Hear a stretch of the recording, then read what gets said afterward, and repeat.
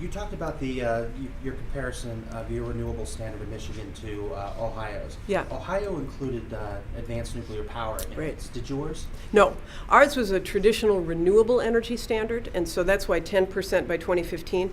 Now you guys had the 12.5 and 12.5, and you had a broader definition, but you still had a component there for renewables as well. So it was comparable on the renewable side, but ours was not as expansive as yours was. What do you think of the idea of including nuclear in that? Well, I think it's going to be part of the conversation, and it is clean. The question is what has happened in Japan. Will it affect the siting of new facilities in the United States? And I think it will.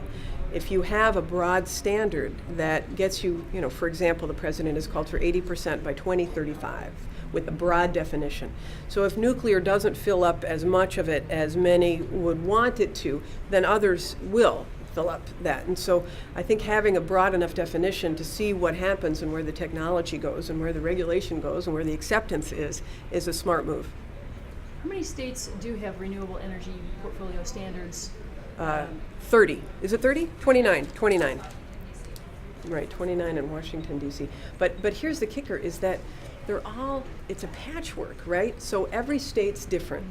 And some are voluntary, some are mandatory, some have aggressive, some are not. California has a 33% standard, renewable energy standard. And for job providers who want access to an entire country's market, they're making decisions, right? Where do I go? The United States is kind of catch as catch can. People, governments that flip over, Democrat, Republican, are changing potentially their standards. If they don't see a national market, they're going to go to the less risky decision where there is a national market they can build in China and export to the United States. Why not? Then you have the best of both worlds, right? So that's why, as a nation, we've got to have a national standard because of this patchwork. China doesn't have a national. Do they have a national? Yeah. Do they have a renewable energy standard? 20% by 2020. In their 12th five-year plan, which was just out, they committed to 20% by 2020. You talk a lot about China, and I've spoken with several engineers that have done the research and development, can't seem to get over to the commercialization of the mass production with manufacturing here in Ohio. Right. I imagine it's going on in other Midwest states that do the same thing. And I had one woman who did work for the Department of Defense. She does Star Sailor, which is a wind. It's not a turbine; it's a horizontal wind, non-invasive. She wants small it for wind urban system. areas, Yeah. correct. And she said to me, Nicole, China wants to buy me out. Right. How do we prevent, in a national policy way, from our we have the technology in our country. Right. It's going over and being created cheaply and then being sold back to us. Right. And they're taking on both ends. And I don't necessarily agree that, you talk about quality products, and China is not necessarily making quality products and selling them back to us. We could do it better. Right. How do you form a national policy around preserving our research and development, which is sort of our intellectual... Well, let me get to the research and development, because this point, and I wish I had made it in there because I think it's so critical. When the manufacturing goes, the research and development follows, because the engineers want to see how this product is coming off the line. You can't separate R&D from manufacturing.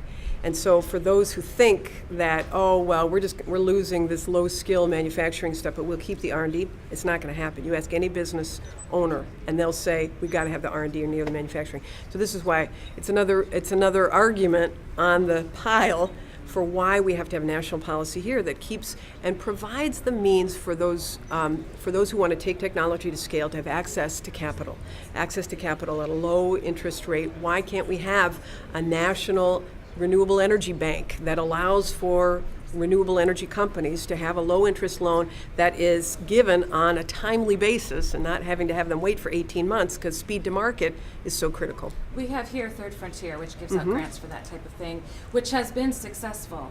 But some of these same people that have done the work, the research and development, they're done, they're ready to go to production. Even venture capitalists today are not investing. How do you get people back, the traditionally venture capitalists in these types of. The venture capitalists will invest where there is a market. And that's why again, it comes back to federal policy. If we don't have federal policy, we will not get the investments, period. And that's why we continue to drop in the rungs of global investment.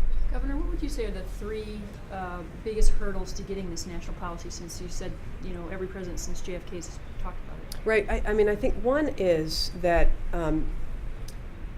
there is a failure to recognize that we're in a global economy on the part of some, and this adherence to an old economic theory that suggests that if we just had got out of the way and allowed business to do what they wanted, then all of a sudden jobs would be created. But as we have seen, even on a tax basis, if you provide zero taxes to a company, they're still going to move for other reasons.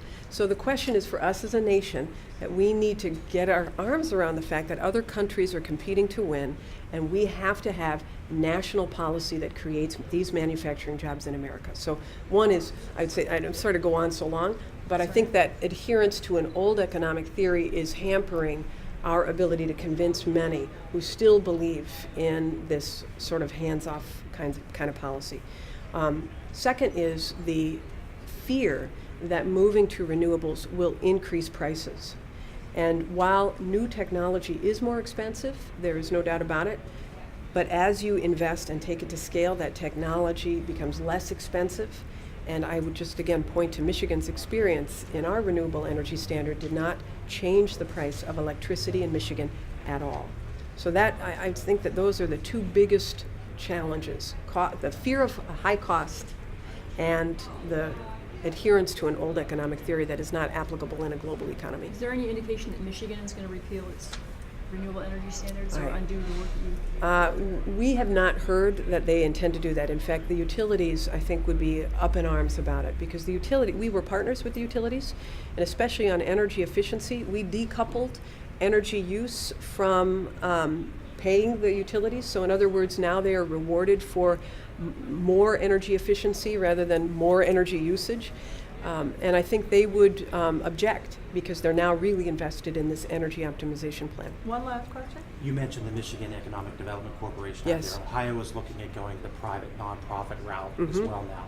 How, what was your experience with that corporation, and how much of a role did it play in this area? Oh, huge. It was huge. I mean, that MEDC was my jobs agency, and they were absolutely fundamental in helping to restructure our economy, diversifying our economy, going after these clean energy companies. We were completely aligned in making it happen, and in pushing for the policy through the legislature. They were very, very aggressive and very active. Thank you, ma'am. Okay, appreciate it.